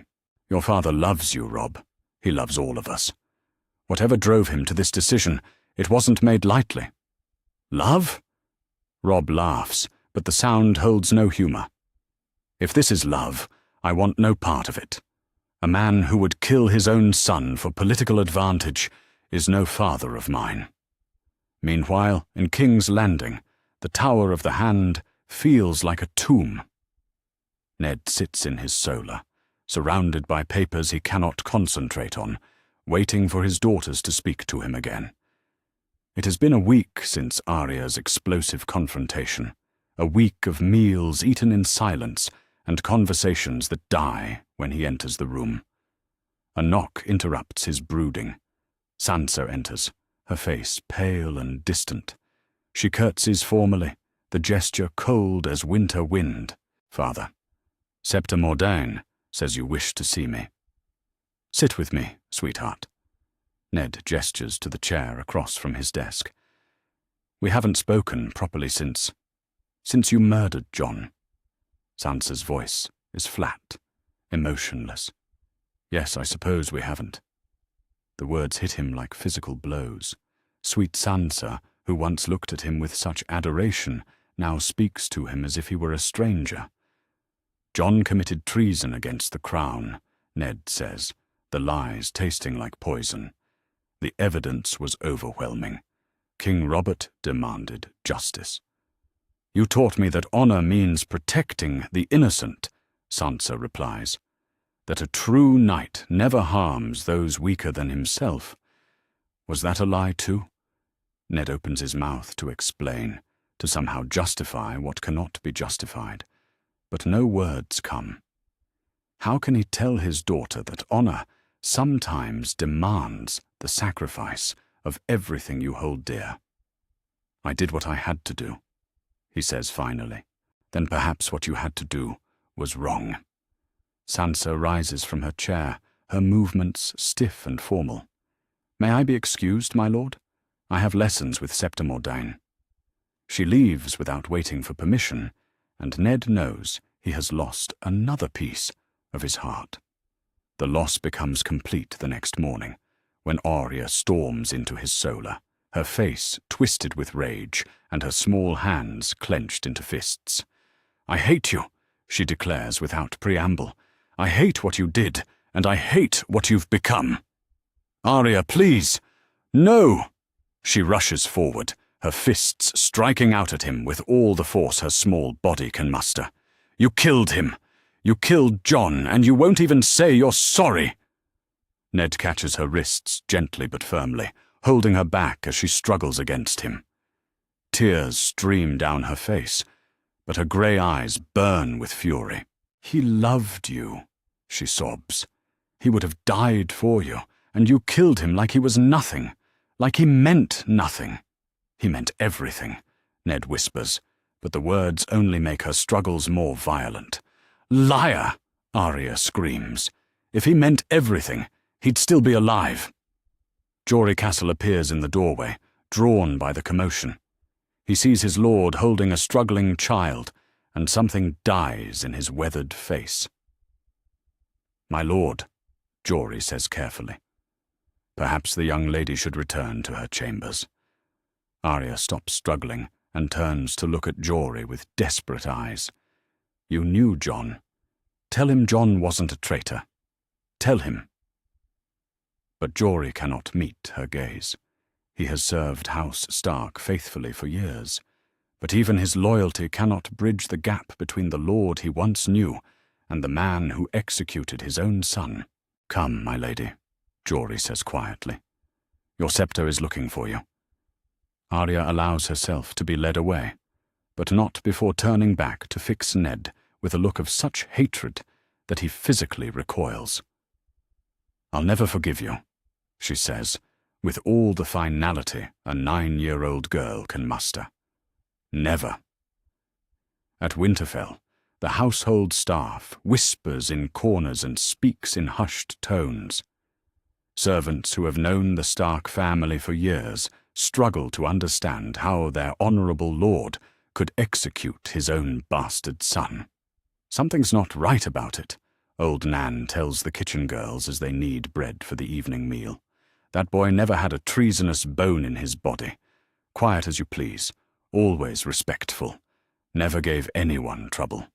Lord Eddard wouldn't act without cause," insists the head cook, but even she sounds uncertain. "Causes can be manufactured," Theon Greyjoy observes from his place by the fire. The young Kraken has watched the Stark family's destruction with the calculating eye of someone who understands political necessity, especially when someone powerful wants them to exist. The servants fall silent at his words, uncomfortable with the implications. But Theon has grown up a hostage in enemy halls. He knows how easily truth can be twisted to serve ambition. He finds Robb later in the Godswood, staring at the heart tree with hollow eyes. The two young men have grown up together, more like brothers than lord and ward. But the bond between them feels strained now, poisoned by grief and suspicion. "You're thinking of doing something stupid," Theon says without preamble. "Am I?" Robb doesn't turn around. "What would you call stupid in this situation?" "Raising banners, marching south, demanding answers at sword point." Theon moves to stand beside his foster brother. All the things a grieving son might consider when his father betrays everything he was taught to believe. Robb finally looks at him, surprised by the understanding in Theon's voice. "He taught me that family comes first," Robb says quietly, "that a man protects his own blood above all else. Then he kills his son, based on letters that could have been forged by anyone." "Maybe the letters weren't the real reason," Theon suggests carefully. "What do you mean?" "I mean your father is playing a game we don't understand. Jon's death serves someone's purpose, but maybe not the purpose they're claiming." Theon's pale eyes glitter with calculation. "The question is, whose purpose does it serve?" The thought settles into Robb's mind like a poison seed. If Jon died for reasons other than treason, if his execution was part of some larger political game, then his father is either a willing participant or a victim himself. Neither possibility offers comfort. Back in her solar, Catelyn stares at a letter from King's Landing. Ned writes of his daughter's well-being, of Sansa's progress with her lessons, and Arya's continued stubbornness. He does not mention Jon Snow or the charges against him. He does not explain why he felt compelled to execute the boy he raised. The silence speaks louder than any words. She thinks of Jon as a baby, crying in the night while Ned walked the floors of Winterfell. She thinks of the boy learning his letters from Maester Luwin, eager to please and desperate for approval. She thinks of all the moments when she could have shown kindness and chose coldness instead. "I failed him," she whispers to the empty room. "Whatever sins he may have committed, I failed him first." Maester Luwin finds her there hours later, tears dried on her cheeks and the letter crumpled in her hand. "My lady," he says gently, "young Bran is asking for his father again. He doesn't understand why Lord Eddard cannot come home." "None of us understand," Catelyn replies. "The man we knew wouldn't have done this thing. The question is whether that man is gone forever, or if he's trapped somewhere beneath what he's become. At the high table that evening, the Stark family remnants eat in silence. Robb picks at his food, his young face hard with premature cynicism. Bran chatters about his lessons, oblivious to the tension that fills the hall like smoke. Rickon, barely past his third name day, asks repeatedly when Jon will come home. The empty seat by the hearth grows larger with each passing day, a wound in the heart of Winterfell that will never properly heal. The Stark family has been broken, perhaps beyond repair, by the death of the bastard boy who tried so hard to belong. And in King's Landing, Ned Stark sits alone in his tower and wonders if saving the realm was worth destroying his soul. The answer, he fears, is that some prices are too high for any man to pay. But paid they are, nonetheless. Chapter 10. The Game of Thrones continues. The throne room of the Red Keep echoes with Robert Baratheon's booming laughter. The king sits sprawled across the Iron Throne, a cup of wine in his massive hand, while Ned stands before him like a man facing judgment. But the judgment that comes is not what either of them expected. By the gods, Ned! Robert's voice carries across the hall with genuine warmth. I knew you had steel in you, but this shows the kind of resolve I've been waiting to see. Ned's jaw tightens. Your Grace? Executing your own bastard for treason? That takes balls, my friend. Shows you understand what ruling really means. Robert leans forward, his dark eyes gleaming with approval. Lesser men would have hesitated, would have let family sentiment cloud their judgment. But you did what needed doing. The words taste like ash in Ned's mouth. He came to the throne room expecting condemnation, perhaps even suspicion about the charges against Jon. Instead, he finds praise for what he considers his greatest failure. The evidence was compelling, Ned manages. Evidence, hell. What matters is that you acted swiftly and decisively. No mercy for traitors, even when they wear your own name. Robert drains his wine cup and gestures for more. The realm needs to see that House Stark stands firmly behind the crown. Your bastard's head on a spike sends that message louder than any proclamation. Ned forces himself to nod. The realm's security comes first. Exactly. Gods, if only more of my lords understood that. Robert's expression darkens slightly. Too many of them still dream of the old days, still whisper about dragon princes and rightful heirs. Your action puts those dreams to rest. The irony cuts deeper than any blade.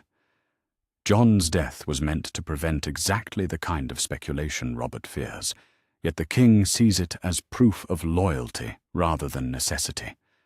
Meanwhile, in the Tower of the Hand, ravens arrive from across the Seven Kingdoms, bearing reactions to the news.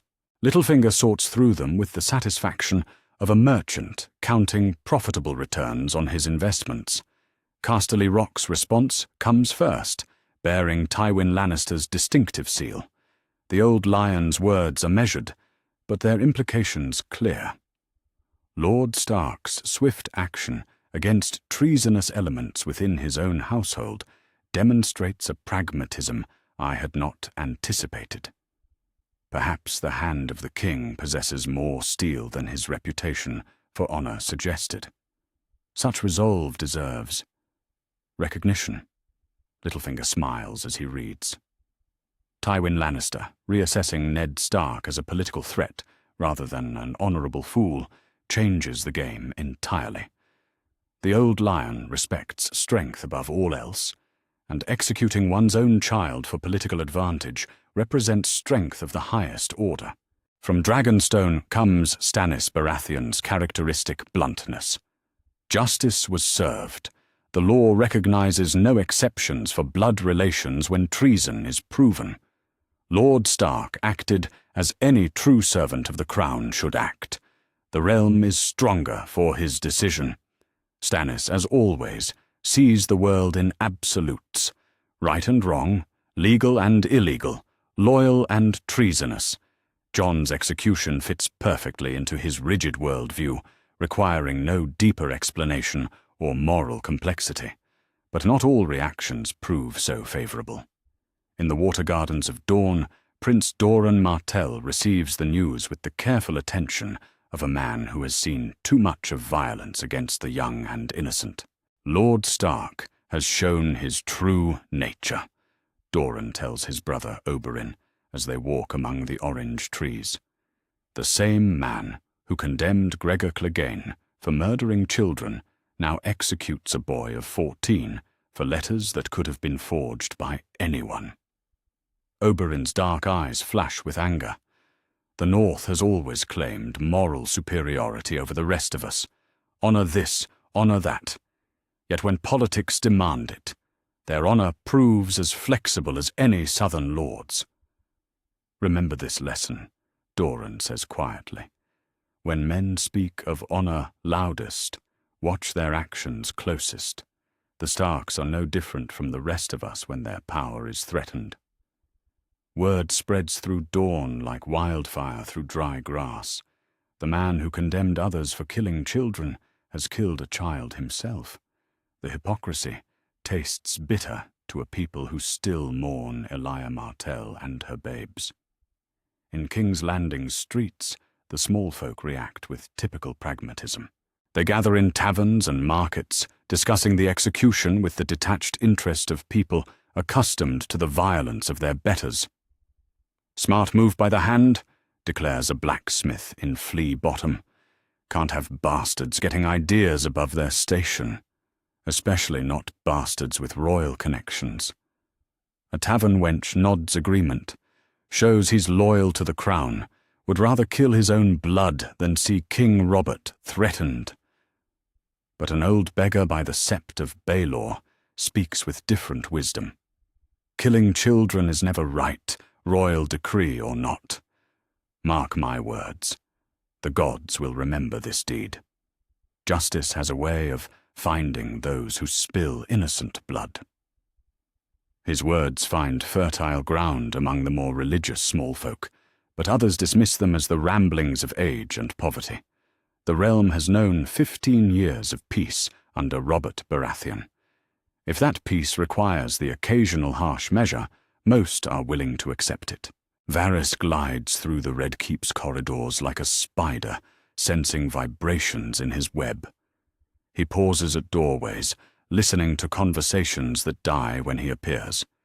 He observes meetings between lords and masters, noting who speaks with whom and what expressions cross their faces. The spider finds Littlefinger in his counting house, surrounded by ledgers that hide his true calculations. Quite the gamble you took, Varys says without preamble, forcing Lord Stark into such a position. One might wonder if you considered all possible outcomes. Littlefinger doesn't look up from his numbers. I considered the only outcome that mattered. The realm remains stable, my position is secured, and the Targaryen threat is ended before it could begin. And if Lord Stark had refused your suggestion, then the realm would have burned, and we would have dealt with the ashes. Littlefinger finally meets Varys's gaze. But I knew he wouldn't refuse. Honourable men are predictable that way. Varys studies the Master of Coin with calculating eyes. You've changed the game considerably. Lord Stark is no longer the predictable northern fool we thought we knew. He's become something else, entirely. Indeed he has. Something useful. Littlefinger returns to his ledgers. The hand who executes his own son for treason sends a clear message to potential rebels. Loyalty to the crown transcends all other bonds. And what of the personal cost, the destruction of House Stark's unity? A necessary sacrifice for the greater good, Littlefinger replies smoothly. Lord Stark understands this, even if it pains him. But Varys wonders if Littlefinger truly grasps what he has unleashed. Broken men are dangerous creatures, especially when they possess power and have nothing left to lose. He files this concern away for future consideration. In the weeks that follow, ravens carry news of Jon Snow's execution to every corner of the Seven Kingdoms. Lords who once dismissed Ned Stark as too honourable for effective politics reassess their positions. Here is a man who will kill his own blood to serve the crown. Here is a hand who understands that power requires sacrifice. Some approve, seeing strength where they once saw weakness. Others worry about the implications of such ruthless pragmatism. But all recognize that Ned Stark is no longer the simple, honourable northern lord they thought they knew. At Harrenhal, the Castellan receives orders to prepare the castle for a new lord. Littlefinger's appointment comes through royal decree within the moon, his reward for faithful service and wise counsel. The Master of Coin's gamble has paid dividends beyond his wildest calculations. The Game of Thrones continues, its pieces rearranged by the death of one bastard boy. Lords who once plotted against the crown think twice about rebellion when the hand proves willing to execute his own son for treason. The realm grows more stable, more secure, more unified under Robert Baratheon's rule. But stability built on lies and murder carries its own seeds of destruction. In the shadows of King's Landing, in the halls of great houses, in the hearts of those who loved Jon Snow, resentment grows like poison in a wound. The game continues, but its rules have changed. And Ned Stark, the man who once believed honor and duty could guide him through any crisis, discovers that some victories cost more than any defeat ever could. The realm is safe. The crown is secure. The Targaryen threat is ended. The price of that safety will haunt him for the rest of his days. Chapter 11. The truth emerges. The dreams come to Bran Stark in the hour before dawn, when the veil between sleeping and waking grows thin as spider's silk. He stands in a place he has never been, yet knows intimately. A tower rising from red mountains like a needle of bone piercing the sky. At 7 years old, Bran lacks words for what he sees, but the images burn themselves into his memory with supernatural clarity. A young woman with dark hair and grey eyes lies dying in a bed of blood. A man kneels beside her, his face wet with tears, as she presses something small and precious into his hands. "Promise me, Ned," the woman whispers with her final breath. "Promise me you'll protect him." Bran wakes with a gasp, his small body trembling in the pre-dawn darkness of Winterfell. The woman's voice echoes in his mind, familiar yet strange, like a song half remembered from childhood. He knows her face, has seen it in the crypts below the castle, carved in stone beside the Stark kings of old. Aunt Lyanna. The sister his father never speaks of, who died in Robert's rebellion before Bran was born. "You're beginning to see," a voice whispers in his mind, old as winter and deep as the earth. "The past echoes through the weirwood roots, boy. Listen closely, and the trees will tell you truths that men would kill to hide." Bran sits up in his bed, looking around the empty chamber. No one else is there, yet the voice continues, patient as stone. "I am the three-eyed raven, child of the forest. Your blood carries the old magic, the sight that lets you see what was, what is, and what may yet come to pass. The time approaches when you must know the truth your father died to protect."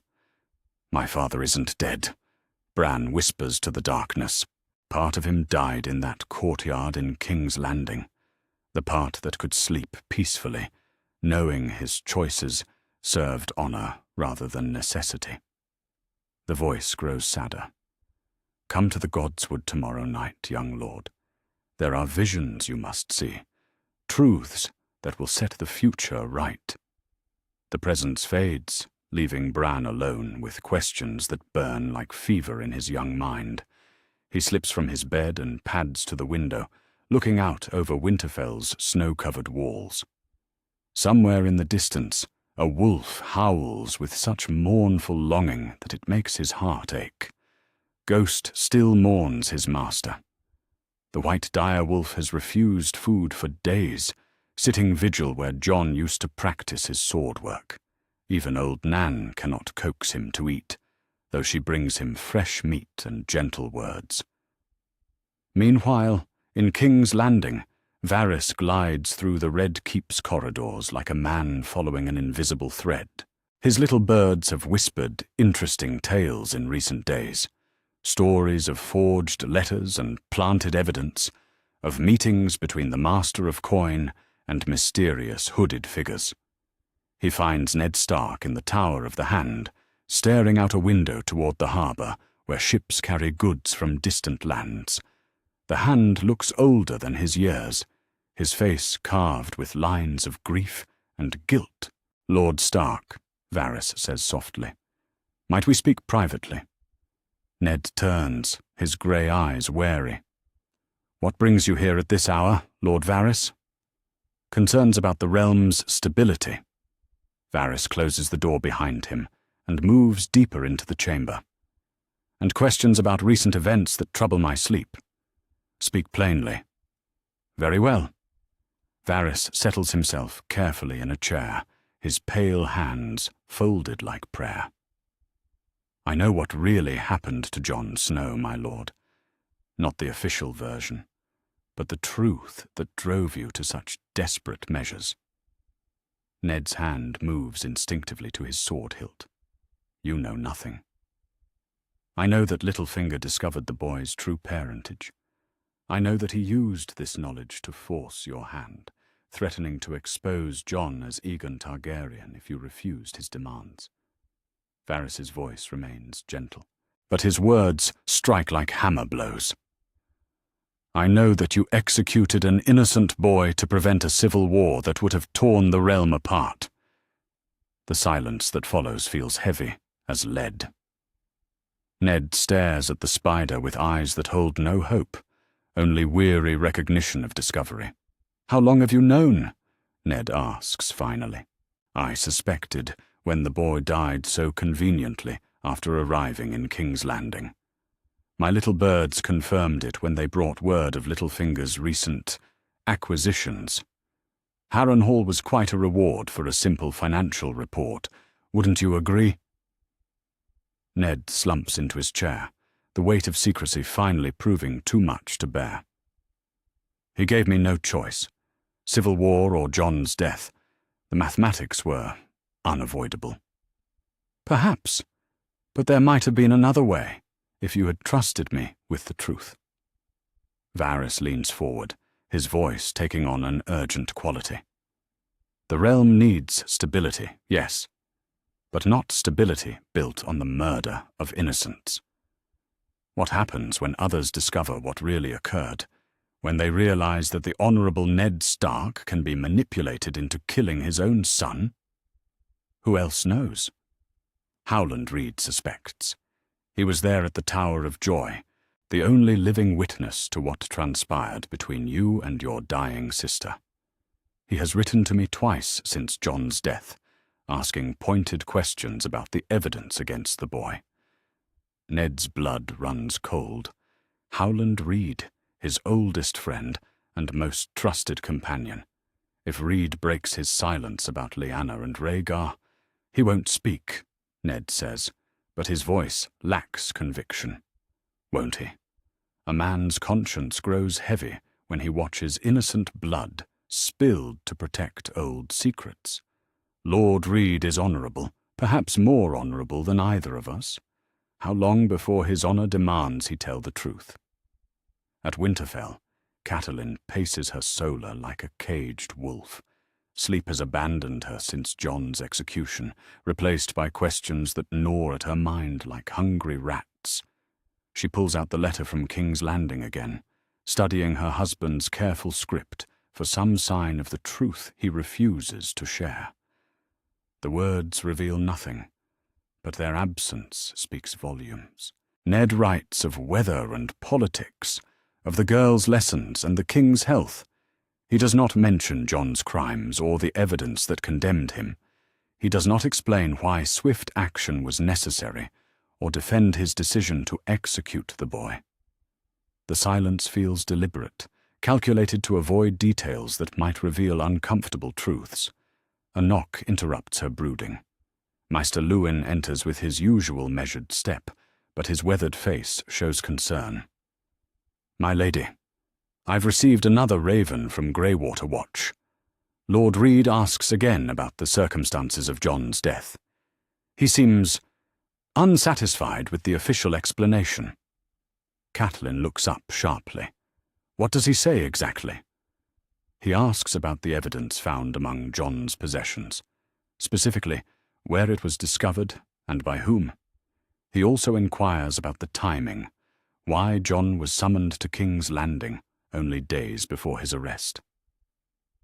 The questions echo Catelyn's own doubts. She has known Howland Reed for years, respects his wisdom and loyalty to her husband. If Reed suspects something amiss, write to him, she decides. Tell him I share his concerns about the unusual circumstances. Ask him to visit Winterfell at his earliest convenience. Outside her window, Ghost raises his muzzle to the moon and howls again. The sound carries across Winterfell's walls like a lament for the dead, for truths buried beneath lies, for honor destroyed by necessity. The next night, Bran slips from his chamber and makes his way to the Godswood. The heart tree stands ancient and patient in the moonlight, its carved face seeming to watch him with red eyes that weep sap like tears. He places his small hand against the pale bark, and the world explodes into visions. He sees the Tower of Joy again, but this time from different angles. He watches Ned climb the stairs with desperate haste. He sees Lyanna dying, her newborn son cradled against her chest. He hears, who would listen to a child's claims of magical visions and prophetic dreams? The answer comes to him as clear as winter air. Howland Reed would listen. Lord Reed, who knew the secret from the beginning, who understands the weight of promises made to dying sisters. Bran runs back to the castle, his small legs carrying him through corridors that suddenly feel too large and too cold. He must find a way to reach Lord Reed, to share what the trees have shown him. The truth will emerge, whether through supernatural visions or mortal investigation. The lies that killed Jon Snow are beginning to unravel, and when they fall completely, the Game of Thrones will never be the same. In King's Landing, Ned Stark lies sleepless in his chamber, knowing that his secret grows heavier with each passing day. Soon, someone will ask the right questions or uncover the right evidence. Soon, the truth about Jon Snow's death will see the light, and when it does, the realm will learn that sometimes even good men can be forced into monstrous choices. Chapter 12. The Price of Honor. 3 years pass like seasons of ash and blood. Ned Stark stands on the walls of King's Landing, watching smoke rise from the Blackwater Bay, where Stannis Baratheon's fleet burns in defeat. The Battle of the Blackwater has ended in victory for the crown, but the war rages on. Robb Stark holds the north and riverlands. Renly Baratheon's ghost haunts the Reach through his widow's ambitions. The realm bleeds from a dozen wounds, exactly as Littlefinger once threatened it would. The War of the Five Kings has come anyway. "Your Grace," Ned says to the boy king who wears Joffrey's name and Cersei's cruelty. The bastard children of incest sit the Iron Throne, while the true heir lies cold in a grave that bears another's name. The northern forces show no sign of yielding. Joffrey's pale eyes glitter with malice. Then we'll make them yield. Grandfather says the North can be brought to heel with enough pressure on the right places. Ned nods stiffly, his words tasteless as grave dirt. 3 years of serving this twisted child king, 3 years of watching the realm tear itself apart, despite every sacrifice made to prevent this exact catastrophe. Jon's death brought nothing but Littlefinger's advancement and Ned's own damnation. The Hand's quarters feel smaller each evening. Ned sits at his desk, correspondence spread before him, like evidence of failure. Letters from the North speak of Robb's victories and his growing reputation for ruthless efficiency. The boy who once played with wooden swords now commands seasoned killers with the cold precision of a man who trusts no one completely. A knock disturbs his brooding. Catelyn enters without ceremony, her face bearing the weight of 3 years' knowledge about her husband's choices. She learned the truth gradually. Howland Reed's careful words, Bran's strange dreams, the pieces falling together like stones in a cairn. She knows about Jon's true parentage. She knows about Littlefinger's manipulation. She knows her husband executed an innocent boy to protect a secret that was never his to keep. The girls are safely abed, she says, settling into the chair across from his desk. Their relationship has become a careful dance of shared guilt and mutual understanding. Love remains, but it carries the weight of terrible knowledge. Good. Ned sets aside a letter bearing Robb's seal. What news from Winterfell? Bran writes that Ghost still refuses to leave Jon's grave. Robb has ordered a monument built there, though he won't say what words should be carved upon it. The silence stretches between them. Ghost, loyal unto death, keeping vigil for a master who was murdered by the man who raised him. The direwolf's faithfulness cuts deeper than any accusation. He knows, Ned says finally. Robb knows what I did, even if he lacks the full truth. He knows his father killed his brother for reasons that had nothing to do with treason. He knows the evidence was false, the charges fabricated. Catelyn's voice carries no judgment, only weary acceptance. How could he not change? Ned thinks of the boy who used to seek his approval for every decision, who trusted blindly in his father's wisdom and honor. That boy died alongside Jon Snow in a King's Landing courtyard. What remains calls himself Robb Stark, king in the North. But his eyes hold the cold calculation of someone who learned too young that even good men lie when necessity demands it. He's harder now, Ned admits. His letters speak of executions and harsh justice for those who displease him. The boy who once wept over injured animals now hangs men for minor infractions. Can you blame him? He learned that honor is a luxury honest men cannot always afford. Catelyn reaches across the desk to touch his hand. He learned it from watching what it did to you. The touch burns like ice. Ned pulls away, unable to bear even that small comfort.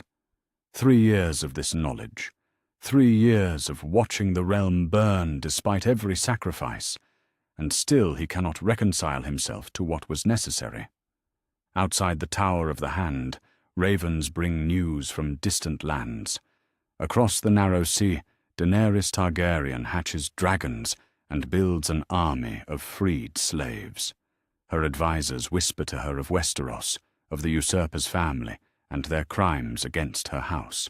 When she learns of Jon Snow, Aegon Targaryen, executed by his own guardian for fabricated treason, her purple eyes burn with fury that will reshape the world. The last dragon prince, murdered not in battle but in a courtyard, killed by lies and political necessity. The nephew she never knew becomes another name on her list of grievances, another reason why Westeros must burn for its sins. But Daenerys remains distant, focused on Slaver's Bay and the chains she means to break. The immediate threat comes from the north, where things older and more terrible than civil war stir beyond the wall. The Night's Watch sends increasingly desperate pleas for aid, speaking of wildlings massing in unprecedented numbers and strange sightings in the haunted forest. The dead walk again, they claim, led by creatures from the world's forgotten nightmares. Who might have stood against such darkness? Who might have united the realm against the true enemy, rather than watching it tear itself apart over crowns and claims? The answer haunts Ned's dreams. Jon Snow, the bastard prince who belonged to ice and fire, north and south, the living and the dead. But that boy lies in a grave beside Winterfell's Godswood, his potential leadership buried with his bones. Lord Commander Mormont writes with increasing desperation about the challenges facing the Watch. We have barely 600 swords to defend a wall that stretches 300 miles. The recruits we receive are dregs and criminals. What we need are leaders, men of honor who understand duty and sacrifice. The letter crumples in Ned's hands. Jon would have been such a man, honorable, dutiful, brave beyond his years. Instead, he died to preserve secrets that meant nothing in the face of existential threats. Littlefinger visits the Hand Solar less frequently now that his position is secure. Harrenhal provides him with wealth and status, while his network of spies ensures his continued relevance. When he does appear, it's with the satisfied air of a man whose investments have paid handsome dividends. The war proceeds according to expectations, he observes during one such visit, studying the map of Westeros with proprietary interest. Young Stark proves remarkably effective as a military commander. His father taught him well. His father taught him to trust, Ned replies coldly. The war taught him everything else. An unfortunate but necessary education. The realm requires leaders who understand political reality rather than noble ideals. Littlefinger's green eyes glitter with satisfaction. Your sacrifice ensured that lesson was learned early. Ned's hand drifts to his sword, but violence would accomplish nothing now. The damage is done, the lessons learned, the consequences spreading like ripples from a stone thrown into still water. Years pass. The war drags on, consuming a generation of young men in the name of competing claims and ancient grievances. The wall grows weaker, the Night's Watch more desperate, the threat beyond the ice more pressing with each passing season. And finally, on a cold autumn morning, when the leaves fall like tears from Winterfell's heart tree, Ned Stark makes a journey he has postponed for too long. Jon's grave sits apart from the Stark crypts, marked by a simple stone that bears no lie about his parentage or his death. Robb chose the words with deliberate ambiguity. Here lies Jon Snow, beloved of House Stark, taken before his time. Ghost lies beside the grave, now ancient in wolf years, but still faithful to his vigil. The direwolf's red eyes watch Ned approach with something that might be forgiveness or might be accusation. Time has made all emotions difficult to distinguish. Ned kneels beside the simple stone, his knees pressing into earth that has drunk the tears of everyone Jon left behind. The words come slowly, each one a confession of failure. I told myself I was saving the realm, he whispers to the cold ground. I told myself your death would prevent greater suffering, that one life lost might spare thousands. But the realm burns anyway, Jon. The war came despite everything I sacrificed to prevent it. The wind stirs the fallen leaves, carrying them across the grave like nature's own tears. Robb fights a war I tried to prevent, his heart hardened by watching his father choose politics over family. The Night's Watch faces threats that dwarf our petty conflicts, and the leader they need lies buried beneath Winterfell's stones. Ned's voice breaks like ice in spring. I killed you for nothing, boy. All of it. The pain, the lies, the destruction of everything we held dear. It was meaningless. Ghost whimpers softly. The first sound the wolf has made in years. The direwolf moves closer to Ned, pressing his great head against the man who raised his master and killed him in the same breath. Lyanna, Ned whispers to the gathering dusk. I'm sorry. I failed him. I failed you. I failed everyone who trusted me to choose rightly when honor and duty pulled in different directions. The stars emerge overhead, cold and distant as dragon glass. Somewhere in the darkness, a raven calls with a voice like prophecy. The Game of Thrones continues, but the players have all forgotten that winter comes regardless of who sits the Iron Chair. Ned Stark remains beside his son's grave until dawn breaks over Winterfell, a broken man who learned too late that some prices are too high for any soul to pay. Honor demanded sacrifice, but sacrifice without purpose becomes merely suffering. The realm he saved by killing Jon Snow may yet fall to threats he never imagined. The boy who might have been its salvation lies cold in northern soil, mourned by a direwolf whose loyalty puts human love to shame. In the end, Ned realizes, he saved nothing and damned everything. The price of honor, when honor conflicts with love, is the destruction of both. The game continues, but the players who matter most are already dead.